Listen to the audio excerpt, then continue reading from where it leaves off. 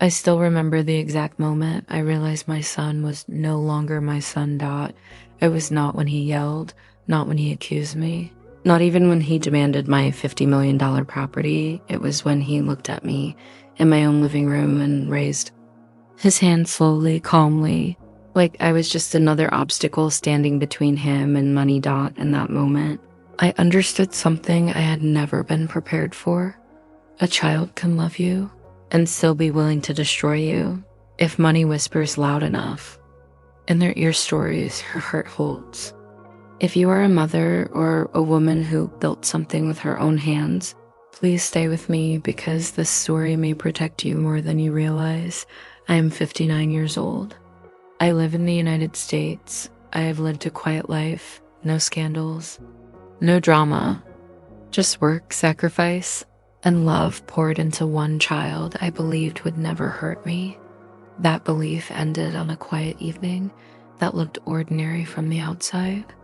The house was calm, too calm, the kind of calm that presses against your chest. The sun was setting, spilling gold across the floors I paid for penny by penny over decades. That house was not just wood and walls. It was my proof. Proof that I survived. Proof that I endured. When my son walked in, I noticed his steps first.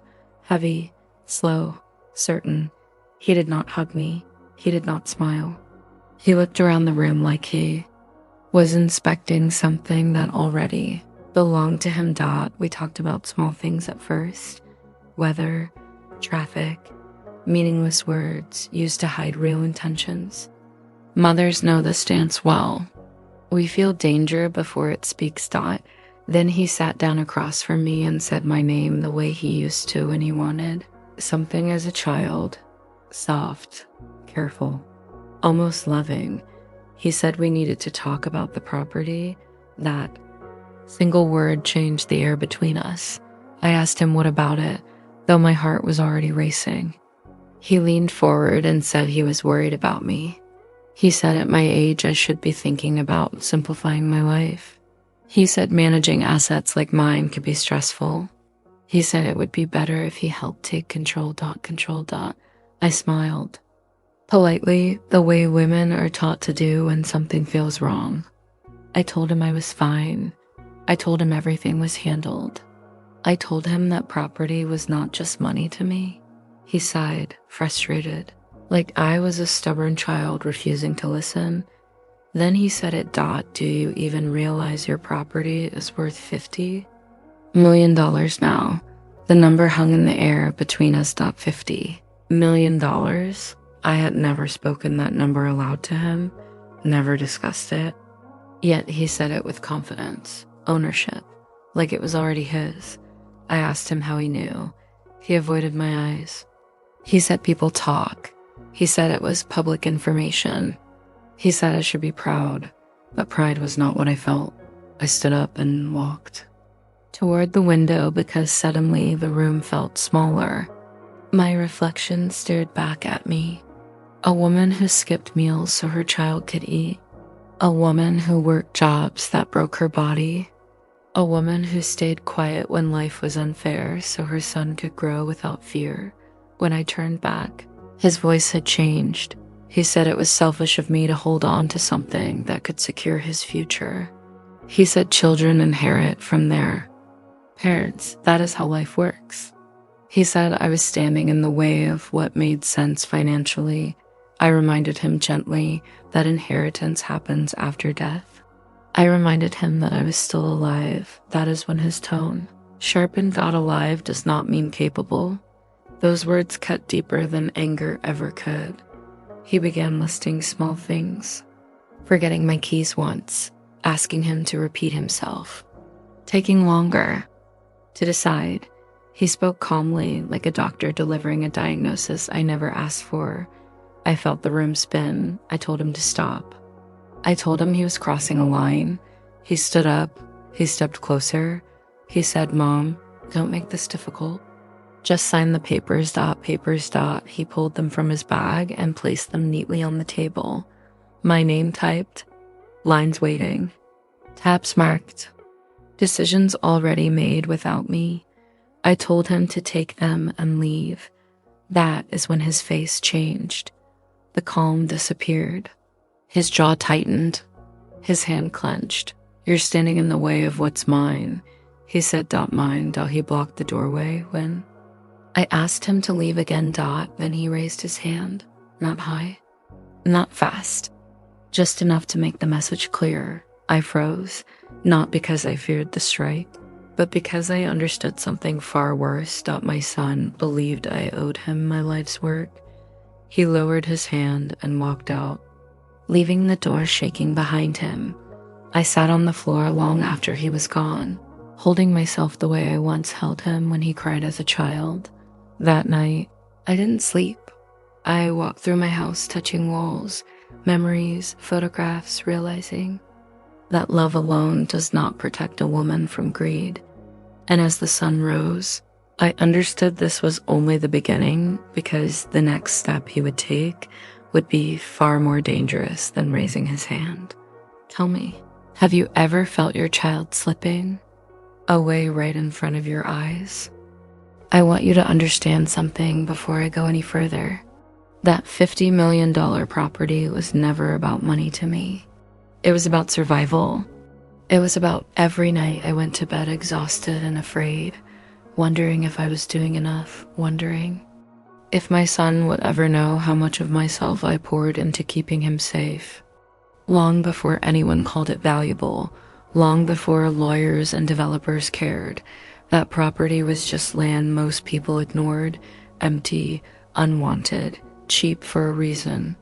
I bought it when no one else saw potential in it, because I understood something. Most people don't learn until it's too late. Value grows quietly. Back then, I was raising my son mostly on my own. His father was present in name, but not in effort. I worked jobs that didn't come with titles or praise. Early mornings, late nights, missed school events.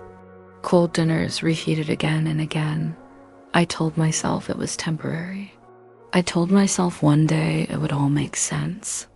When I first saw that land, it wasn't beautiful. It didn't promise anything, but it felt steady, safe, like something that wouldn't disappear if someone decided I wasn't worth staying for. I bought it with money I had no business spending, money that took years to save. Friends told me I was foolish. Family said I should think about vacations, comfort, enjoyment, but I wasn't thinking about enjoyment. I was thinking about security. I was thinking about a future where I wouldn't have to beg anyone for anything. I never told my son how hard those years were. I never wanted him to carry my fear. He remembers a mother who was always tired but always present. A mother who made birthdays special even when money was tight. A mother who never let him see the nights I cried alone at the kitchen table.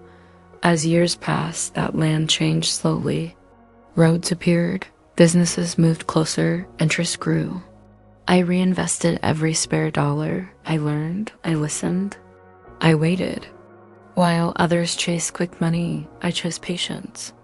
The property became my quiet victory. But more than that, it became my emotional anchor. When life disappointed me, when relationships failed, when loneliness crept in, that land reminded me that I was capable, that I could build something that lasted.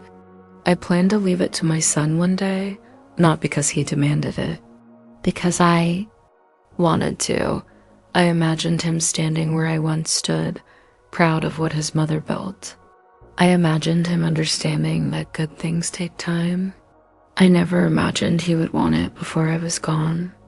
The first sign that something was wrong didn't come as a threat. It came disguised as interest. He started asking questions. Casual ones, how much taxes were, whether the first had considered selling a portion, if I had updated my will recently. At first I felt touched. I thought he was finally taking an interest in my life. I thought he cared. I answered without hesitation, without caution, because mothers trust by instinct. Looking back, I can see it now. His questions weren't about understanding. They were about measuring. about planning. Then the comments started, small ones, easy to dismiss. He would joke about how lucky I was, about how most people my age didn't have that kind of asset. He would say things like, you could be living so much better if you sold, or you shouldn't be worrying about this stuff anymore. I brushed it off. I told myself he meant well, that he was just thinking out loud. One afternoon, he brought someone with him when he visited, a woman who smiled too much and listened too closely. She walked around my house like she was already imagining changes. She asked questions I never invited. Would you ever sell? Do you have everything documented? Is it all under your name? I felt uncomfortable, but I ignored it. Women like me are trained to avoid confrontation, to stay polite, to not seem difficult. That was my mistake. Soon after, my son began using language that didn't sound like him. He started saying things like, it just makes sense, and we should think strategically, and you're being emotional about this. Emotional. That word stung. I had built everything with discipline and patience, but suddenly I was being painted as irrational because I refused to give up control of my own life. The night before he raised his hand, he called me and said something that still echoes in my ears. He said, Mom, people are starting to notice your property. You don't want outsiders taking advantage of you. I asked him who these people were. He said, people like me. I laughed then, nervous, uncertain. I told him I trusted him. That silence on the other end of the line should have warned me. I realized now that I confused familiarity with safety. I believed knowing someone's childhood meant knowing their character forever. I was wrong. That property mattered to me because it represented independence. It represented the life I built when no one else stepped in to save me. It was my proof that a woman could protect herself. And that is exactly why it became a target. Because once people realize you don't need them, they try to take what gives you strength. I ignored the warning signs because they didn't come wrapped in cruelty. They came wrapped in concern, in logic, in love that felt slightly off but still familiar. I told myself I was lucky to have a son who cared. I told myself not to be suspicious. I told myself I was overthinking. That quiet voice inside me knew better, but I didn't listen. And by the time I did, my son wasn't asking anymore. He was preparing. What I didn't know then was that while I was remembering the past, he was already planning my future without me. And the next step he would take would change our relationship forever. By the time I understood that my property was no longer just mine, it was already being discussed in rooms I had never been invited into. That is the hardest truth to accept as a mother. The moment you realize your child has been having conversations about your life without you in them. The property had become a topic, not in whispers anymore, in plans, in numbers, and assumptions. I began to notice it in small, unsettling ways. Phone calls that ended when I entered the room. Messages that were suddenly locked. A distance in my son that felt strategic, not emotional.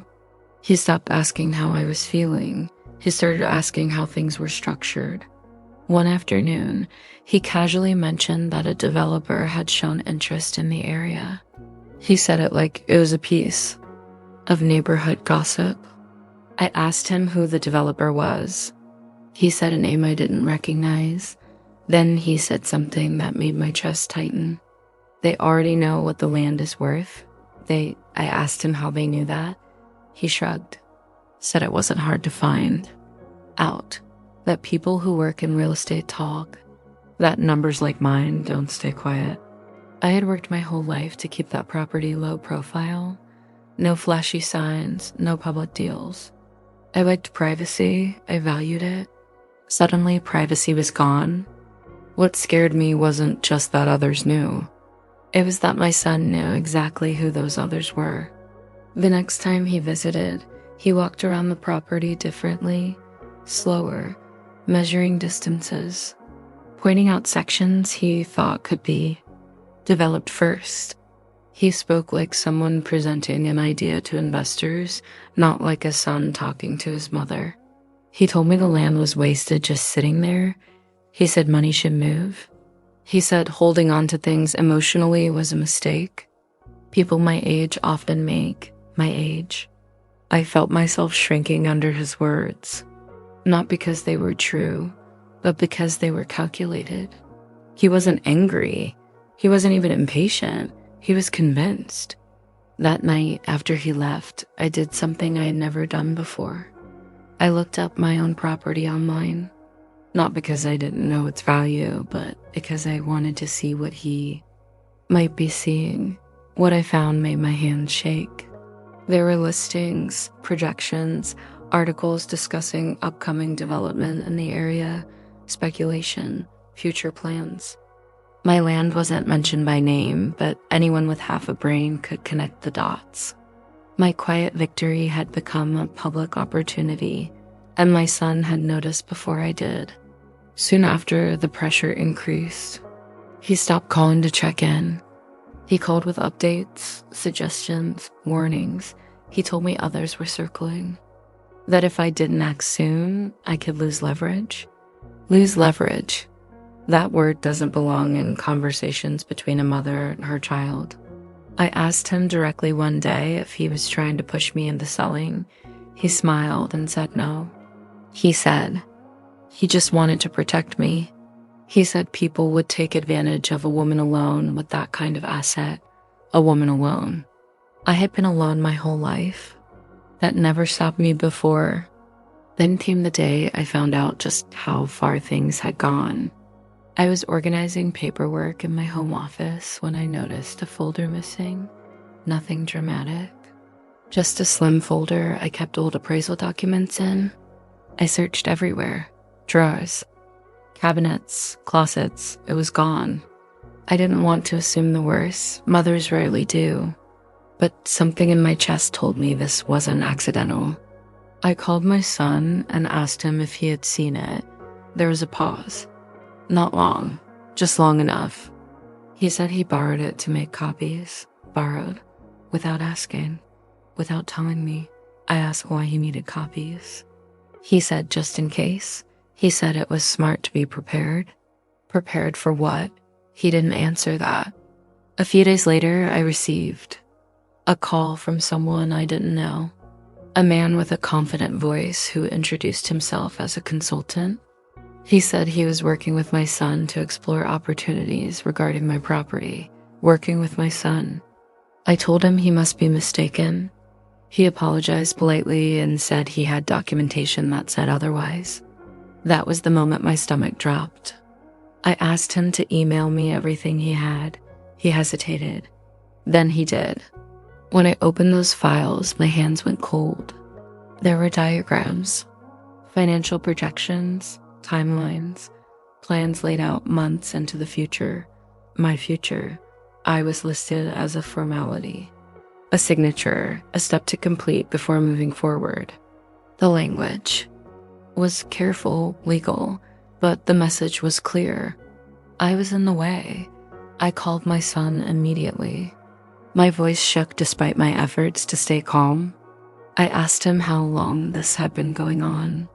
He told me I was overreacting. He said it was just planning. He said I should be grateful someone was thinking ahead without me. That night, I sat alone and felt something unfamiliar rise in me. Not fear, awareness. I began to see the pattern. The concern that wasn't concern. The advice that wasn't advice. The love that came with conditions.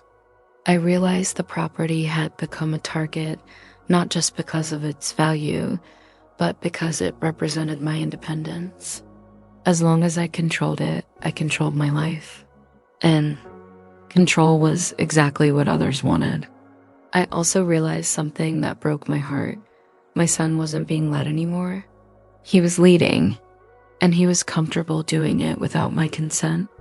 The woman he had brought into my home, the consultants, the quiet conversations, the missing documents, all of it pointed to one truth I didn't want to accept.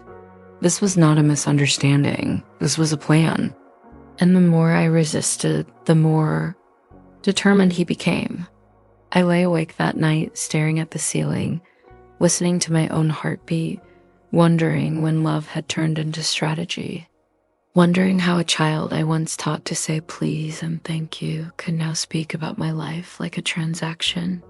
I didn't know it then, but the next phase would be far more personal. Because when plans fail, people stop pretending. And my son was about to stop pretending. By the time I reached this point, I was no longer confused. I was unsettled. Something had shifted inside my son, and I could feel it every time he spoke to me.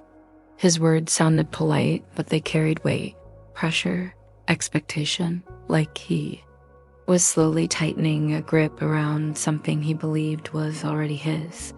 He started coming by more often, not to visit, not to sit and talk like we used to. He came with purpose. He walked through rooms as if he were evaluating them. He asked questions that didn't sound like curiosity anymore. How much maintenance costs, whether I had updated insurance, if I had considered putting things in a trust. At first, I answered carefully, then I stopped answering at all. That was when his patience thinned. One afternoon, he told me I was being unreasonable. He said most parents would be grateful to have a child willing to step in and manage things. He said I was clinging to control because I was afraid of aging. Afraid of aging. I had survived divorce, loneliness, financial fear, and years of exhaustion. Aging did not scare me. Losing my dignity did. I told him calmly that I was not ready to hand anything over. I told him I had plans. I told him I would decide what happened to my property when I felt it was right. He smiled in a way that didn't reach his eyes. That smile stayed with me long after he left. Soon after, he stopped asking. He started telling. He told me what would happen if I didn't act soon. He told me about taxes increasing, about opportunities passing, about risks I didn't understand. He spoke as if time itself was working against me. One night, he said something that made my skin crawl. He said, "Mom, people your age don't always see things clearly." I looked at him and realized he was no longer talking to me as his mother.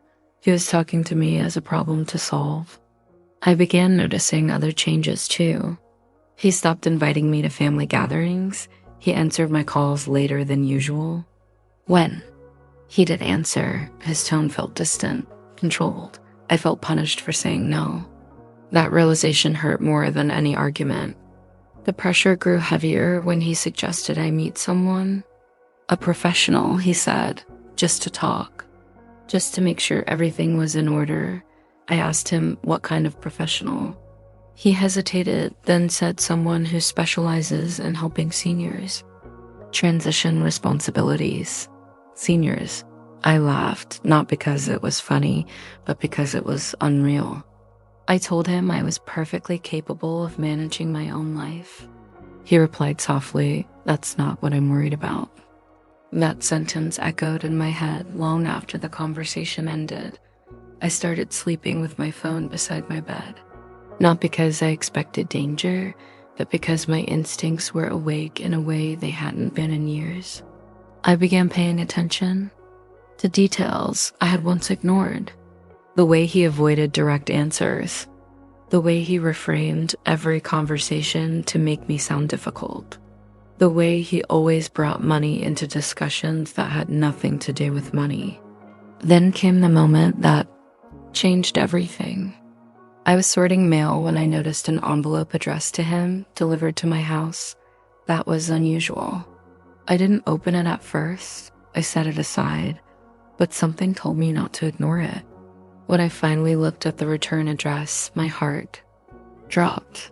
It was a law office. I didn't open the envelope. I didn't need to. The message was already clear. My son was preparing for a future where my voice didn't matter. That night when he came over, I asked him directly if he had contacted a lawyer about my property. He didn't deny it. He said it was just for information. He said it didn't mean anything. He said I was making a big deal out of nothing, but his eyes told a different story. They told me he had crossed the line and didn't intend to step back. I realized then that this wasn't about helping me anymore.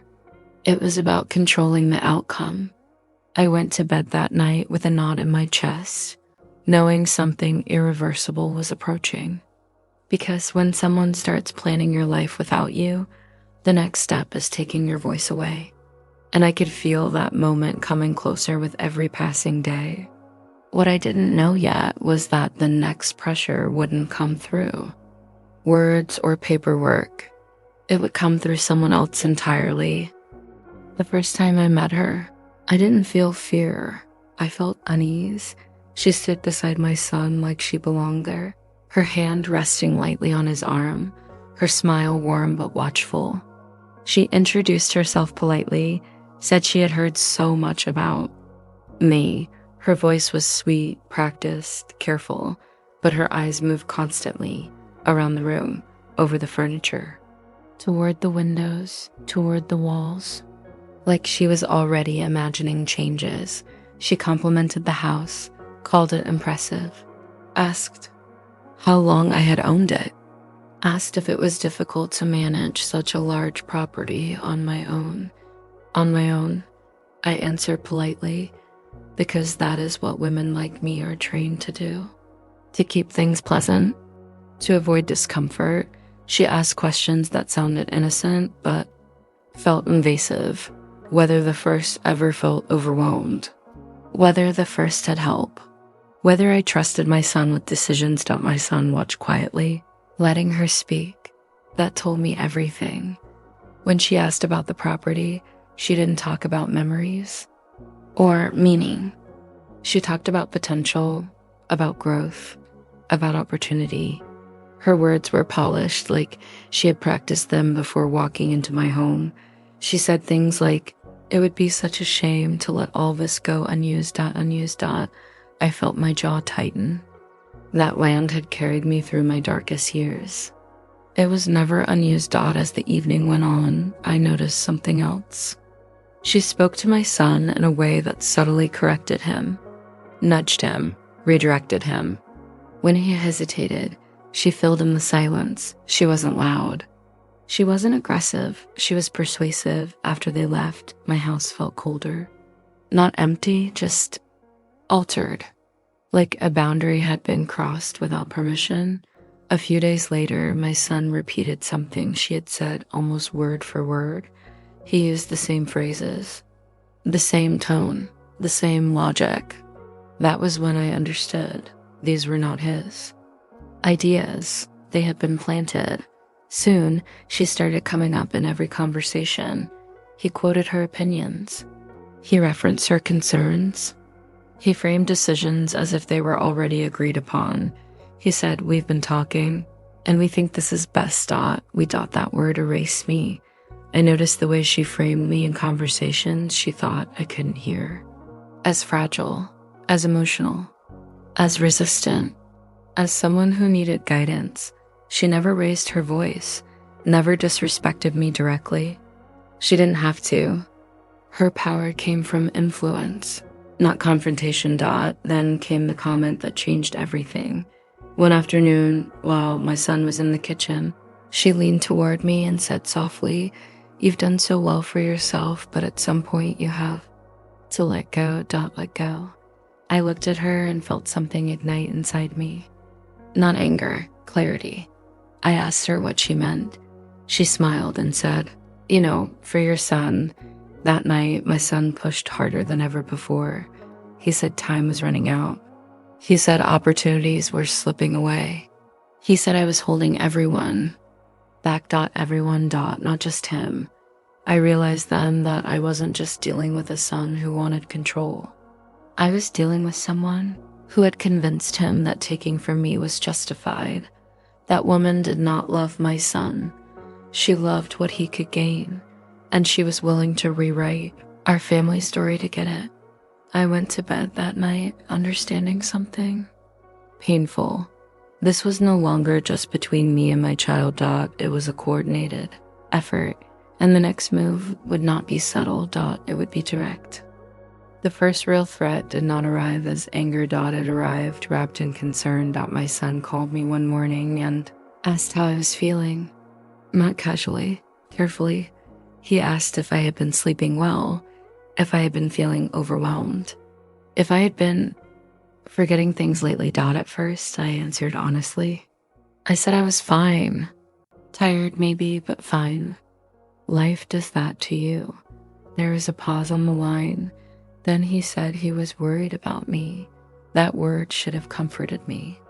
Instead, it made my stomach tighten. He said he had been talking to people who understood situations like mine. People who specialized in helping families when parents reached a certain stage of life. He said they could offer support, guidance, protection from what I asked, from mistakes, he said, from stress, from making decisions that could hurt the family.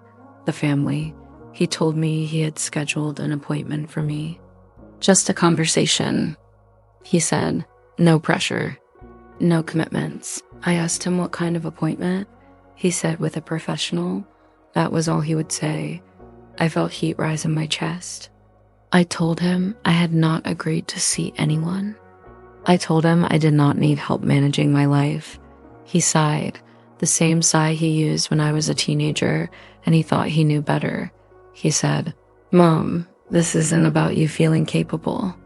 It's about what's best. What's best for whom? That afternoon, a letter arrived in the mail. Official, polite, firm. It confirmed the appointment he had mentioned. It referred to me as a client, not a mother, not a woman, a case. I sat at my kitchen table, staring at that letter, feeling something heavy settle in my chest. This was no longer about conversation.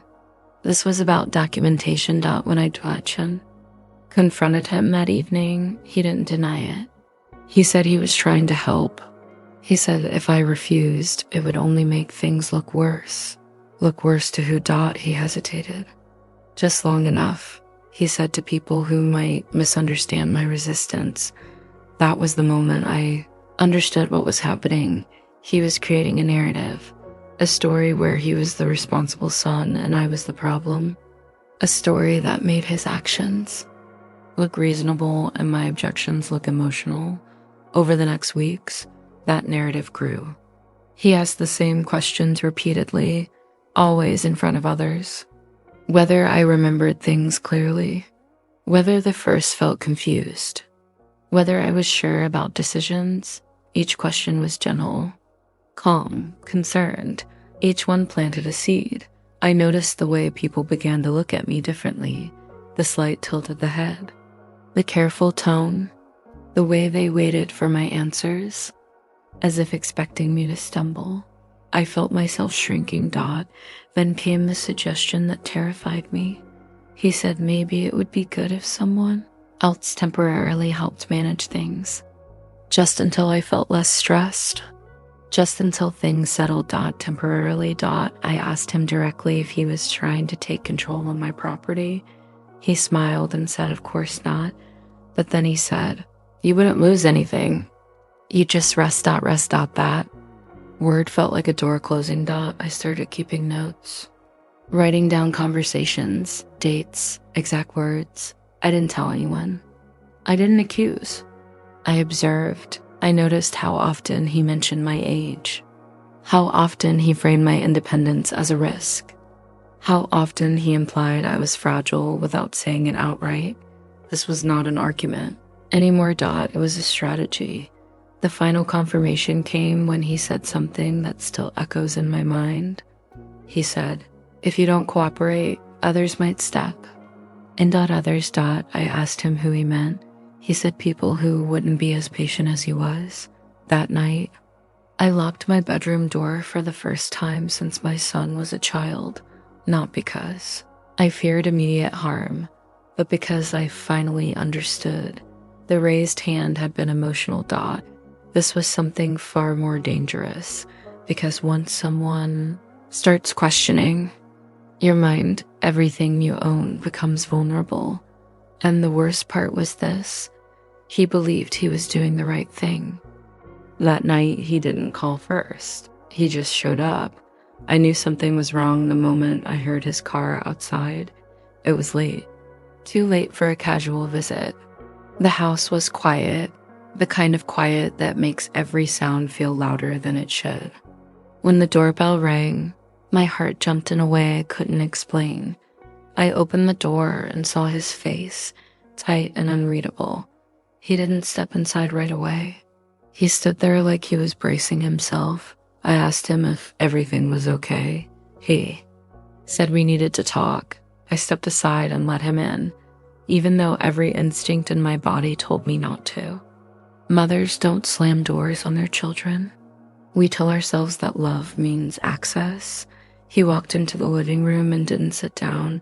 He paced back and forth, like he was rehearsing something in his head. I asked him what was going on. He said he had spoken to professionals again. He said they were concerned. He said they believed I wasn't seeing the situation clearly. I told him to stop.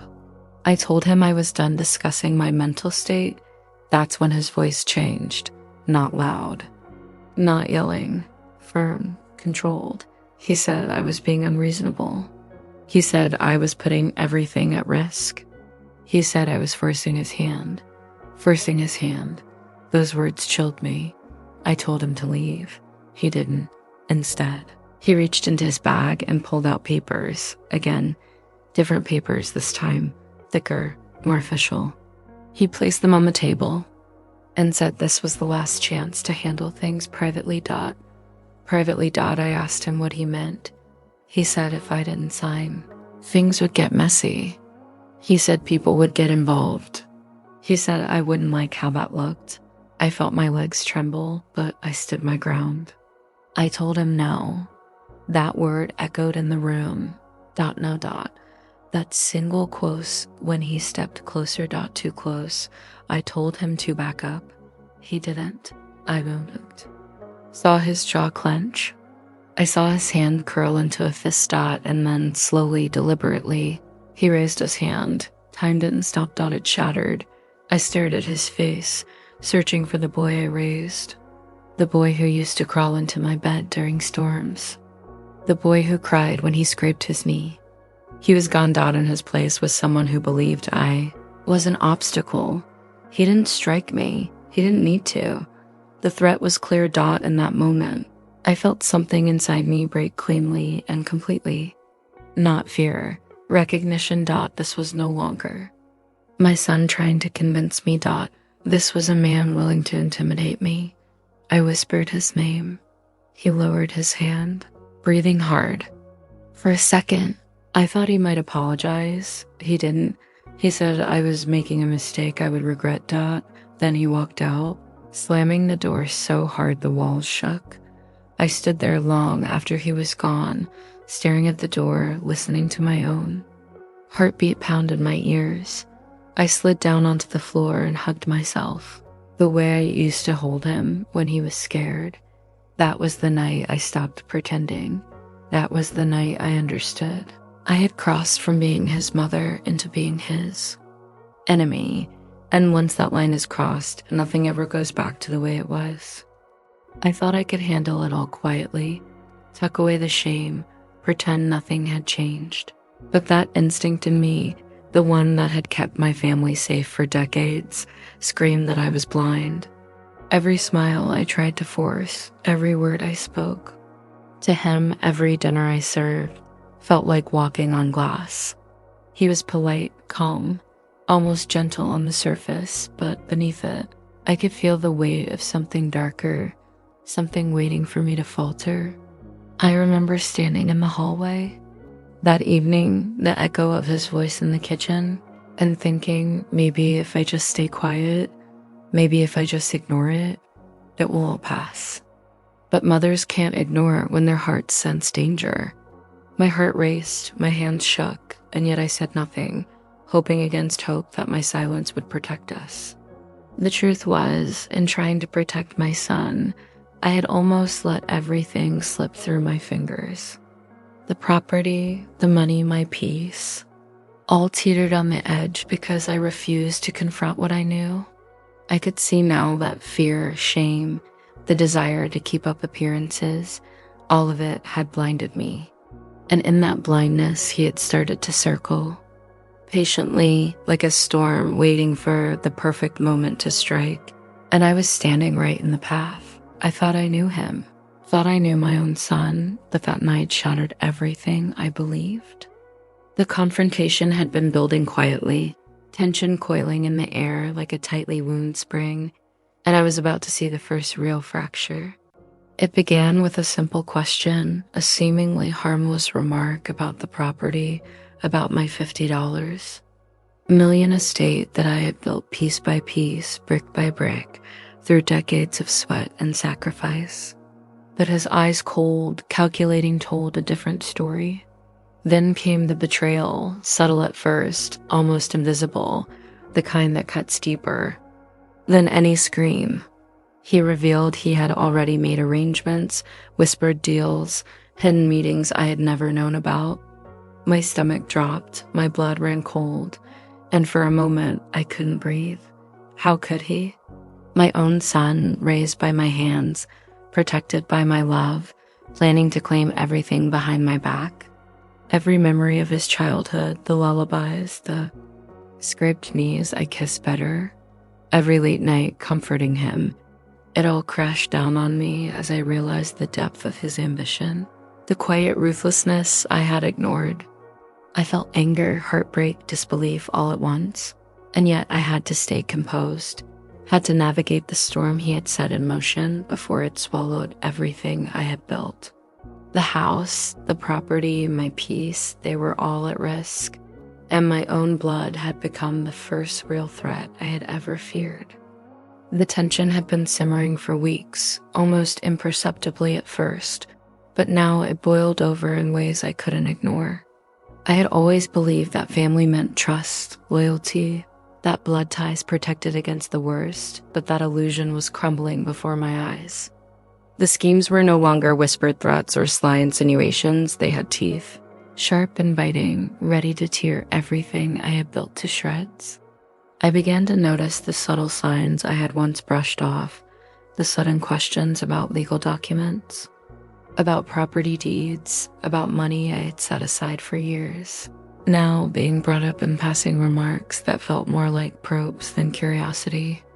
I realized too late that he had been watching, calculating, waiting for the perfect moment to strike, and that moment was approaching faster than I could prepare for it. It started with a quiet phone call, the kind that lulls you into a false sense of security before dropping the bomb. A lawyer, polite but firm, asking questions that seemed routine on the surface. They weren't routine. They were the first hint that the quiet betrayal I had sensed had grown teeth and claws.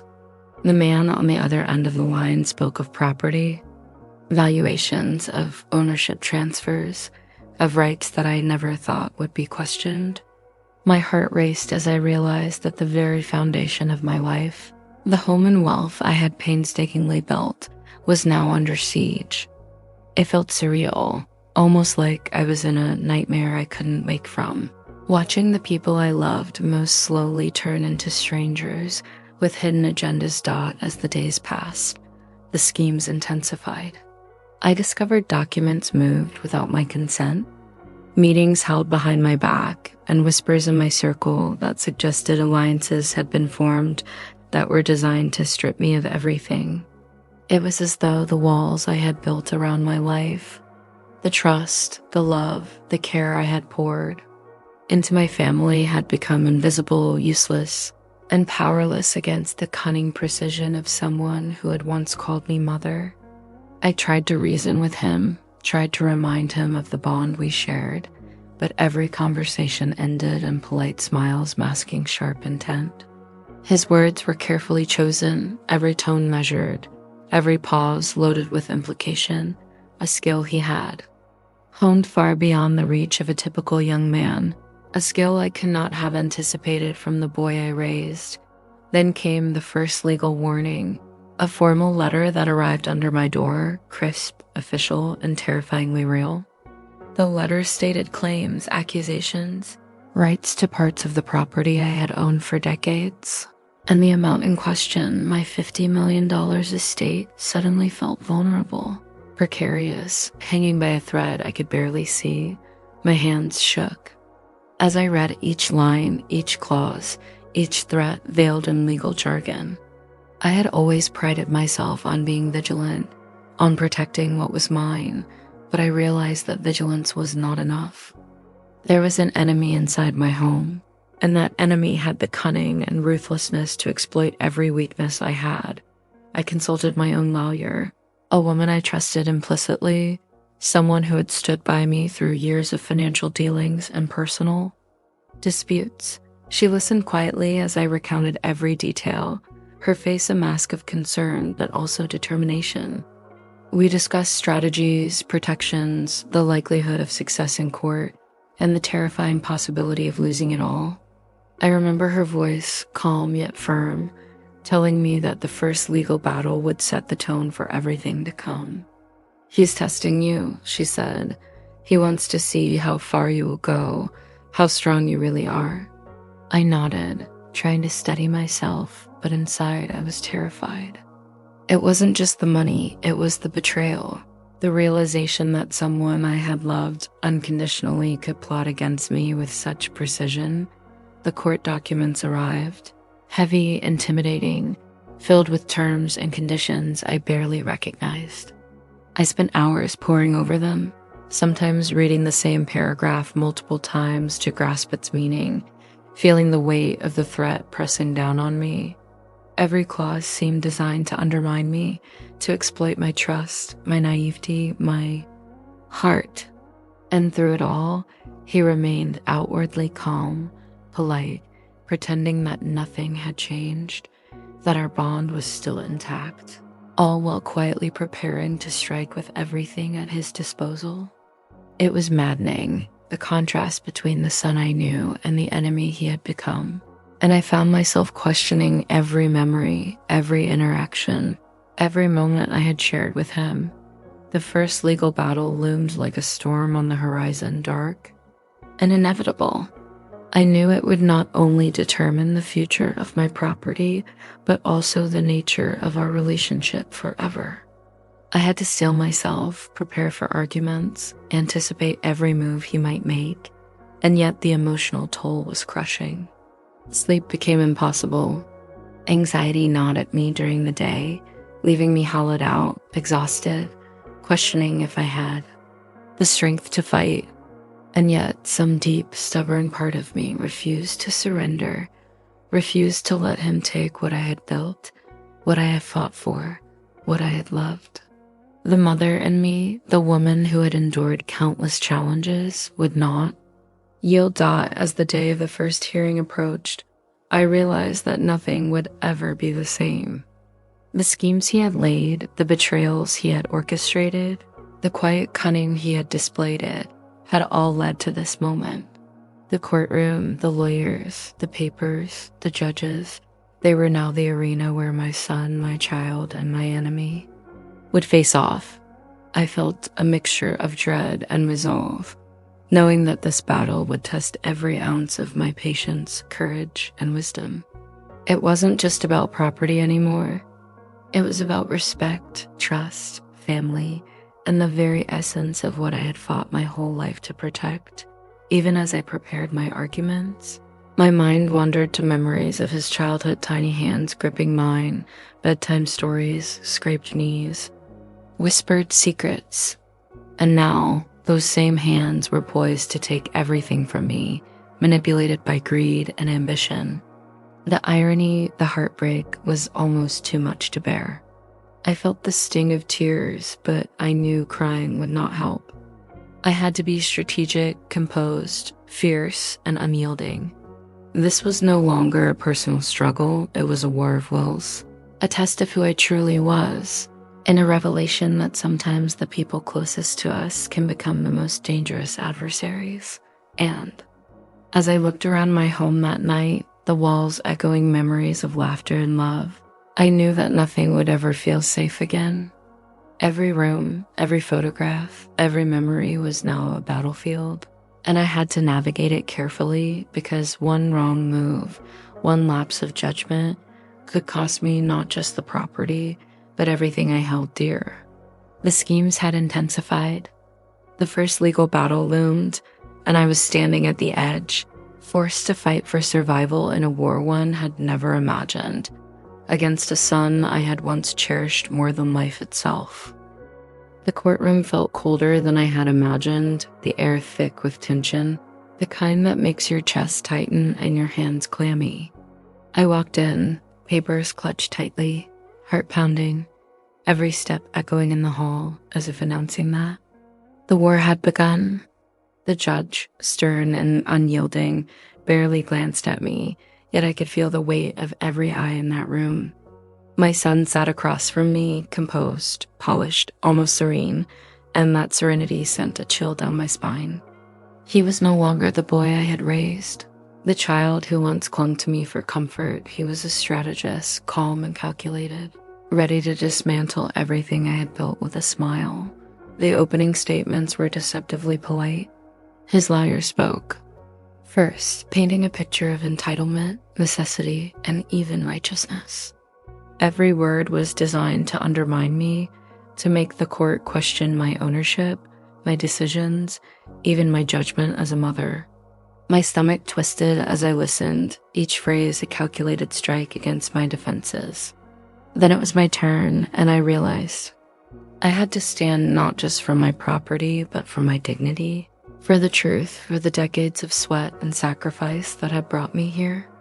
I took a deep breath, steadied my voice, and began to recount the history of the property, the years of work, the love and care that had built more than bricks and mortar. It had built a legacy, but the court was not the battlefield I had imagined. It was a chessboard, and every move, every word, every pause mattered. I watched as he subtly shifted, signaling to his lawyer, preparing the next strike, and I realized that this was not just about money or land. It was about power, control, and the complete erasure of what I fought so hard to protect. The tension built as objections were raised, documents were scrutinized, and evidence was presented. Every time I thought I had a moment to breathe, a new revelation came, a new accusation that threatened to unravel the narrative I had worked so hard to build out at one point. A shocking piece of evidence appeared, a document I had never seen before, suggesting that he had secretly transferred certain rights without my knowledge. My heart skipped, my pulse raced, and for a moment I felt the crushing weight of despair. How had I missed this? How had my own child orchestrated such a betrayal right under my nose? But then I caught my breath, remembered who I was, and reminded myself that I had survived every challenge life had thrown at me. I would not be broken now, not by him, not by fear, not by the quiet cunning of someone I had loved unconditionally. As the day progressed, every interaction, every cross-examination, every subtle maneuver added to the suspense. I realized that the real battle was not just legal. It was emotional, psychological, a test of endurance, strategy, and courage. I had to navigate carefully, respond with precision, and maintain the poise that would keep me credible, respected, and in control. And yet the knowledge that my own son had become my adversary gnawed at me, a painful reminder that sometimes those we love most can inflict the deepest wounds. The courtroom drama reached its peak when his lawyer presented a startling claim, a twist I had never anticipated. It was not just about property anymore. It was about influence, manipulation, and the exploitation of vulnerabilities I had long ignored. Gasps filled the room, and I felt the weight of every eye turned toward me, questioning, judging, waiting for my reaction. I stood firm, heart racing, hands trembling slightly, but my voice clear as I countered with the evidence, the facts, the truth that only years of experience, preparation, and persistence could provide. The exchange was tense, a battle of minds and wills, that I could feel the room vibrating with suspense. Every listener caught in the pull of the unfolding drama. Outside the courtroom, the storm had begun to take its toll. Friends whispered, relatives murmured, and I could feel the ripple effect of the confrontation spreading far beyond the walls of the legal arena. My son, seemingly unshaken, carried himself with a calm that belied the chaos he had unleashed, and I realized that this was only the beginning. The war for my property, my legacy, and my peace was far from over. Every argument, every claim, every countermeasure was a piece of a larger puzzle, a high-stakes game where the rules were constantly shifting and the outcome uncertain. As I left the courtroom that day, the sun setting in streaks of orange and red, I felt the weight of what had begun. This legal battle was more than just a dispute over money. It was a test of resilience, courage, and determination. I knew I had to prepare for what was coming because the schemes would not stop. The manipulations would intensify, and the person I had loved the most could very well become the architect of my downfall. But deep inside, a quiet voice reminded me that I had faced storms before, that I had built this life from nothing, and that I was not about to surrender it now. And as the shadows lengthened, I understood that the real fight had only just begun, that every decision, every move, every word from this point forward would shape the future, and that my son, my adversary, would stop at nothing to claim what he believed was his. The courtroom was only the first act, the opening scene in a drama that would push me to my limits, challenge my beliefs, and reveal truths about family, loyalty, and ambition that I had never imagined.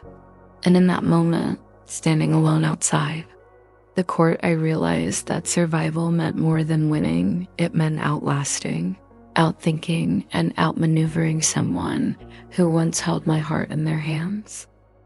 After the courtroom battle, I thought the worst had passed, that perhaps seeing the truth laid bare would make him reconsider. But I was naive. The twists were just beginning, and the next betrayal came from a place I never expected. People I had trusted for years, advisors, family friends, even some of my closest allies suddenly seemed to shift, their loyalties uncertain, their words measured with caution. It was as if my son's schemes had reached farther than I could see, seeping into the very circle that had once surrounded me with safety. I felt the walls of my life closing in, the familiar faces now carrying whispers, eyes darting with hidden messages, and I realized that the battle was no longer just legal. It had become deeply personal, intimate, and treacherous. I began noticing little things at home, subtle changes that gnawed at my instincts, documents misplaced, phone calls not answered, minor discrepancies in accounts. All signs that had once seemed trivial now carried a terrifying weight. My intuition screamed that something bigger was unfolding, that the legal battle was only one layer of a far more intricate scheme. I remembered the nights I had stayed awake, rocking him as a baby, comforting him through fears I barely understood, and I felt a deep, bitter sorrow that those same nights had not instilled gratitude but cunning in him. The person I had nurtured had become someone willing to betray, manipulate, and endanger the very foundation of our family. Then came the shocking revelation. My own confidant, someone I had relied on for advice and support, had been secretly communicating with him. Their exchanges, hidden from me, hinted at strategies to undermine my authority and claim the property. My heart felt like it had been ripped from my chest. The betrayal cut deeper than the court's accusations ever could. How could someone I trusted, someone I had welcomed into my life and treated as family, conspire against me? The pain was suffocating, and yet there was no time to dwell on it. Every second counted, every action had consequences, and I had to move swiftly, carefully, and strategically. I remember that evening, standing by the large windows of my property, looking out over the gardens I had designed, the fountains I had installed, the memories embedded in every corner. I realized that this was not just about $50 million, not just about land and homes. It was about legacy, about love, about everything I had worked for. My son's ambition, his cunning, had transformed from youthful desire into a weapon aimed straight at me, and the battlefield was now both visible and invisible, legal and emotional, physical and psychological. I felt a cold determination settle over me. I would not allow the property, my life's work, or my peace to be stolen quietly, no matter how much deception lay in wait. The inner circle's betrayal forced me to reassess everything. I began auditing, checking, and questioning everyone, discovering small cracks that could have become catastrophes if left unnoticed. Each revelation fueled my anger, my grief, and my resolve. I realized that the schemes were meticulous, designed to exploit trust, patience, and love, the very things I had given freely, expecting only loyalty in return. And yet, this realization also brought clarity. I understood that to survive, I had to anticipate every move, think several steps ahead, and remain unshakable even when the weight of betrayal threatened to crush me. Then came a moment that shook me to my core. A letter, unsigned, delivered late at night, containing information about yet another attempt to manipulate legal outcomes, to bend advisors, to claim what I had worked decades for. The handwriting was familiar, calculated, chillingly precise. I felt fear, but also a strange exhilaration, because for the first time I saw the full picture, the depth of his planning, the lengths he would go to, and the sharpness of my own need to respond. This was no longer just a conflict between mother and son. It was a war of wits, endurance, and survival. I began to strategize in ways I never thought I would need to. Meetings with my lawyers became tactical sessions. Documents were triple-checked, and every conversation with friends, advisors, and even family members carried caution. I had to ensure that no one could be manipulated against me. No one could be turned into an unwitting pawn in his intricate game. The days were exhausting, mentally and emotionally, yet each challenge strengthened my resolve. I realized that the betrayal I had suffered, though painful, had awakened a part of me that had lain dormant, a fierce, protective, strategic side that would not be underestimated. By the time the next hearing approached, I had uncovered multiple layers of his plot, each more devious than the last. I knew that the courtroom would not just be a place for legal arguments, it would be the stage for a revelation, a showdown, a moment where hidden truths would emerge and the world would see the son I once loved and the enemy he had become. I prepared meticulously, knowing that any hesitation could be disastrous. And in the quiet moments, when the house was still, I reflected on the irony of it all. The son I had nurtured, guided, and loved unconditionally had become a force I could not ignore, a challenger I had to outthink, and a shadow I had to navigate carefully if I wanted to protect everything I held dear. The inner circle's betrayal, the mounting legal pressure, the constant vigilance, it all led to a defining realization. I could not retreat, could not surrender, and could not afford to be blinded by emotion. The schemes had intensified, the stakes had escalated, and the path forward demanded courage, wisdom, and resilience. And as I stood in the quiet of my study, surrounded by the tangible reminders of my life's work, I made a vow to myself. I would fight, not just for property, not just for wealth, but for the truth, for justice, and for the legacy that no betrayal, no cunning, and no ambition could ever erase. Just when I thought I had seen the full extent of betrayal, the game shifted in a way I never anticipated. A new alliance appeared, subtle at first, almost invisible, yet potent enough to change everything. People I had trusted for decades, advisors I had relied on, now seemed to move with careful intent, whispers of loyalty laced with quiet fear. I realized that my son had been working not just against me, but with others, orchestrating a network of influence designed to isolate me, confuse me, and manipulate outcomes in his favor. The depth of his planning was Just when I thought I had seen the full extent of betrayal, the game shifted in a way I never anticipated. A new alliance appeared, subtle at first, almost invisible, yet potent enough to change everything. People I had trusted for decades, advisors I had relied on, now seemed to move with careful intent, whispers of loyalty laced with quiet fear. I realized that my son had been working not just against me, but with others, orchestrating a network of influence designed to isolate me, confuse me, and manipulate outcomes in his favor. The depth of his planning was staggering, and the revelation hit me like a physical blow. I was facing an enemy who had mastered patience, foresight, and deception in ways I had never imagined. It began with a casual meeting, or so it seemed, a gathering of people I had always considered allies. Conversations were polite, smiles were warm, yet beneath the surface, currents of tension ran deep. I noticed small gestures, sidelong glances, quick exchanges that were too brief for casual observation. My intuition, honed over years of navigating life's challenges, screamed that something was amiss. And then it became clear. Someone had been feeding him information, shaping decisions, guiding his moves with precision I could not ignore. The realization that the battlefield had expanded, that the war was no longer one-on-one, but a complex web of influence and strategy, made my chest tighten. I felt both fear and determination in equal measure, knowing that to survive, I had to understand, anticipate, and outmaneuver not just my son, but the entire network he had cultivated. The twist came unexpectedly, a subtle revelation that reshaped my understanding of the situation.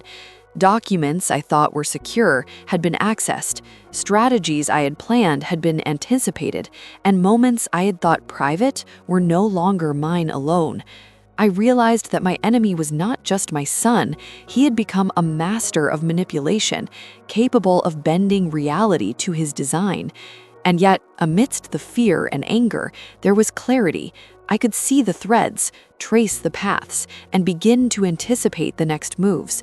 Knowledge became my weapon, awareness my shield, and determination my fuel. One night, as I sat reviewing every detail of the property, the finances, the communications, I uncovered the first real motive behind the alliance. It was not simply greed, it was power, control, influence over not just me, but the legacy, the perception, and the narrative surrounding the property. The alliance had been carefully crafted to isolate me, to weaken my position, and to pressure me into concessions I would never willingly make. The audacity of it, the meticulous precision, made my blood run cold, yet it also ignited a fire within me. I refused to be cornered, refused to be manipulated, and refused to let betrayal define the outcome of this war. I began countermeasures, carefully, strategically, subtly. Every interaction, every conversation, every decision had to be calculated to protect my interests while revealing the truth. I contacted advisors I could trust implicitly, reinforced my legal defenses, and prepared for the next confrontation with a level of precision I had never imagined necessary. The weight of responsibility, the complexity of relationships, and the emotional toll were immense, but I could not allow hesitation or doubt to cloud my judgment. My son, my adversary, had underestimated the resilience that had carried me through decades of challenges, and I intended to prove that no alliance, no scheme, no betrayal could overcome the force of a mother determined to protect her life's work. And then came the first direct challenge from the alliance, disguised as a friendly suggestion, a proposal, a seemingly harmless idea. But beneath the words, the intent was clear: weaken me, divide my focus, and gain advantage over the property and the decisions I had carefully managed for years. I felt the sting of betrayal, the sharp pang of anger, but I maintained composure, responding in ways that preserved my position while quietly exposing the manipulation. Each move was a calculated risk, a test of patience and strategy, and I realized that the real battle was not about confrontation, but about control, perception, and foresight. By the end of that week, I had uncovered more of the network, identified key players, and begun to anticipate the next moves. The twists, the betrayals, the alliances, all were part of a complex game that required every ounce of my intelligence, strength, and emotional fortitude. I realized that this was no longer just a dispute over property or money. It was a test of resilience, cunning, and the capacity to endure betrayal from those I had loved and trusted. The lessons were painful, the revelations shattering, but they also empowered me. I could see the battlefield with clarity, understand the stakes with precision, and prepared to respond with strategy, courage, and resolve. And as I stood alone in my study that night, surrounded by the tangible proof of my life's work, I made a vow. No matter how deep the alliances, no matter how clever the schemes, no matter how many shadows my son and his accomplices cast, I would not yield. I would fight, not with blind rage, but with deliberate, unwavering strategy, exposing deception, defending my legacy, and reclaiming the truth that had been hidden behind layers of manipulation. The twists had deepened, the stakes had risen, and the next act was approaching, a confrontation that would reveal not just the schemes, but the heart of betrayal itself. By the time Part 14 began, the tension had become unbearable, thick in every room, heavy in every conversation, and palpable in the silence of the nights. The confrontations were no longer subtle, they were explosive, charged with anger, betrayal, and the unspoken fear that everything could collapse at any moment. My son, once a child I had guided, loved, and nurtured, now faced me with a cunning and ruthlessness I had never imagined. His eyes, sharp and calculating, betrayed no hesitation, no remorse. It was as if the years of maternal love, the nights of comforting him through fears and tears, had been erased, replaced by ambition so raw it hurt to witness. Every word he spoke, every gesture, every glance was calculated to unsettle, to provoke, to test the limits of my resolve. The stakes were higher than ever. The property, the $50 million legacy, the reputation I had painstakingly built, everything teetered on the edge, and the twists in the battle seemed to multiply with every passing day. Legal maneuvers collided with personal confrontations, family alliances shifted like sand, and I realized that every move I made could be used against me if I faltered even slightly. I could see the pieces falling into place. His plans were clever, precise, and heartless, and the emotional weight of knowing that my own son could orchestrate such betrayal threatened to crush me. Yet, amidst the fear and heartbreak, I found a fierce determination that refused to yield. I reminded myself that I had endured storms before, faced challenges that seemed insurmountable, and that this, though devastating, was another trial I would survive. The confrontation reached its peak one late evening when the walls of my home seemed to close in. My son came to me, calm, almost cordial, and spoke words that sounded harmless but carried the weight of threat. He presented documents, contracts, and suggestions, each designed to unsettle me, to make me question my decisions, my judgment, even my strength. I listened quietly, heart hammering, mind racing. Every instinct in me screamed that this was not a negotiation, not a dialogue. It was a test, a challenge, a maneuver to break me. And yet I remained composed, answering with quiet confidence, refusing to let him see the cracks that had begun to form inside me. The twists revealed themselves slowly, like a dark tide creeping closer. I uncovered communications, alliances, and intentions I had not anticipated, each one threatening to tip the balance further in his favor. The betrayal ran deeper than I had imagined, not just legal manipulations, but emotional, psychological, even social strategies designed to isolate me, weaken me, and claim everything I had built. My heart ached at the thought that someone I had loved unconditionally could plot so carefully against me, yet I knew that surrendering to despair would only give him the advantage he sought.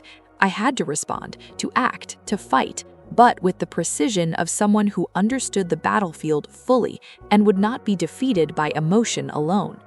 One particularly shocking twist came when a trusted advisor revealed that they had been pressured, subtly, to support his claims, to influence decisions in his favor, and had almost complied before reconsidering. The near betrayal struck me like lightning, a reminder that the threat was not only real, but constantly evolving. Every friend, every ally, every hand extended to help could carry hidden danger. I had to navigate carefully, balancing trust with suspicion, strategy with emotion, and action with patience. And in that balance, I found clarity. The confrontation was no longer just about property or money, it was about survival, dignity, and the preservation of a legacy that could not be erased. Night after night, I prepared, strategized, and reflected. I documented every interaction, anticipated every possible move, and rehearsed responses for scenarios I had never imagined I would face. The intensity of the confrontation pushed me to extremes, yet it also revealed strengths I had long forgotten. The fear, anger, grief, and determination coexisted, each fueling the other, each making me more alert, more focused, more prepared. I realized that I could not afford hesitation, that every second mattered, and that the stakes were far beyond mere property. They encompassed trust, family, and the essence of who I was. And then, finally, the moment arrived when all the twists, betrayals, and strategies collided. In a confrontation that was both legal and personal, private and public, my son's ambition faced my resolve head-on. The tension was almost unbearable, every word charged with emotion, every glance weighted with history and intent. The revelation of his hidden motives, the exposure of secret maneuvers, and the unfolding of schemes left everyone in shock. I felt a mixture of sorrow, anger, and relief, realizing that though the battle was far from over, the truth had emerged, and with it the chance to reclaim control, dignity, and the legacy I had fought so hard to preserve. By the end of that confrontation, I understood something crucial. The property, the money, the inheritance, all of it was significant, but the real victory lay in survival, clarity, and unmasking the betrayal I had faced. The twists had revealed character, ambition, and the stark contrast between the son I had loved and the adversary I now confronted. And as I stood, breathless and resolute, I knew that the final part, the resolution, the reckoning, was approaching. A conclusion that would reveal not just the outcome of the property dispute, but the enduring power of truth, resilience, and a mother's unwavering will. The final chapter of this battle began with a heavy silence, the kind that presses down on your chest and makes every breath deliberate. After months of tension, betrayals, courtroom drama, and subtle manipulations, everything had led to this moment. I had faced my son, my adversary, and the web of alliances he had built to claim my $50 million property. And now it was time for the truth to come to light. The air was electric with anticipation, every glance heavy with unspoken questions, every whispered word carrying weight. I could feel the history of our relationship, the decades of love, care, and shared moments colliding with the stark reality of his ambition, and it was almost unbearable. The courtroom had never felt so charged. I walked in with a calm I didn't fully feel, documents meticulously prepared, evidence arranged, and every word rehearsed, yet spoken with authenticity. My son, across from me, looked composed, but I could sense the tension in his eyes, the calculation behind every movement. He had been clever, patient, and ruthless, but I had spent months preparing, analyzing, and anticipating every move. This was no longer just about property, it was about exposing deception, asserting truth, and reclaiming what was mine with dignity intact. As the proceedings began, layers of schemes and betrayals unfolded before everyone present. Hidden agreements, secret alliances, manipulations, and subtle threats were laid bare. Witnesses I had carefully prepared delivered their accounts with precision, and each revelation chipped away at the carefully constructed image my son had tried to project. The tension was palpable. Gasps and murmurs filled the room as truths emerged, alliances were questioned, and the contrast between appearance and reality became undeniable. I could see the shock ripple through those who had been unaware of the depth of his planning, and for the first time, I felt the scales begin to tip in my favor. Then came the moment that defined everything, my son's own admission. Under the weight of undeniable evidence, careful questioning, and the unrelenting logic of the case, cracks began to appear in his composure. His carefully maintained calm faltered, his words stumbled, and the reality of his actions was exposed for all to see. The betrayal that had haunted me, that had kept me awake at night, that had threatened everything I had built, was finally recognized and accounted for. It was a shock, bitter and raw, but also a moment of clarity. I realized that truth, no matter how delayed, had the power to overcome even the deepest deception. Outside the courtroom, the echoes of the confrontation lingered. Friends, family, and colleagues approached cautiously, offering support, condolences, or simply silent acknowledgement of the storm I had weathered. The property, the money, the legacy, all were secure, restored, and affirmed through the strength of evidence, preparation, and resolve. But the true victory was more profound than financial security. It was emotional, moral, and psychological. I had confronted betrayal, navigated manipulation, and emerged with clarity, dignity, and the knowledge that I had not been defeated, even when those closest to me had sought to take everything. Yet the story did not end in mere triumph. There was reflection, sorrow, and the bittersweet acknowledgement of what had been lost in the process. My son, once beloved, was changed irrevocably, and the relationship we had shared could never return to its former simplicity. The lessons were painful. Love does not shield us from ambition. Trust can be manipulated, and family can become the arena for battles that test every limit of patience, strength, and wisdom. But even in that sorrow, there was resilience, the knowledge that I had endured, and the understanding that survival and truth carried a power that nothing else could match. I stood alone in the study one final time, looking out over the property, the home, the gardens, and the memories embedded in every corner. The weight of the month's battles lifted slowly, replaced by a quiet, profound strength. I knew that the $50 million property was more than money. It was a testament to my perseverance, my vision, and my unwillingness to surrender to betrayal. And though the scars of the conflict remained, the lessons, the clarity, and the affirmation of truth would guide me forward. I had faced the unimaginable, confronted deception and ambition, and emerged not just intact, but stronger, wiser, and unbroken. As I reflected, I understood something fundamental. The battles we face are rarely just about wealth or property. They are about resilience, courage, and the ability to navigate betrayal without losing ourselves. My son had been driven by greed, ambition, and cunning, but I had been guided by truth, experience, and an unwavering commitment to what I had built. In the end, justice, strategy, and persistence had prevailed. The property, the legacy, and the life I had nurtured were secure, and more importantly, I had reclaimed control over my world, my story, and my future. And as I closed that chapter, a quiet smile crossed my face, tinged with sorrow but filled with strength. I knew that nothing would ever feel quite the same, that relationships could be altered forever, but I also knew that the power of truth, resilience, and a mother's unwavering will could overcome even the most devastating betrayal. The storms had passed, the twists revealed, and the legacy preserved. And in that moment, I felt something rare and precious: peace, earned through struggle, clarity, and the endearing strength of a heart that refused to be broken.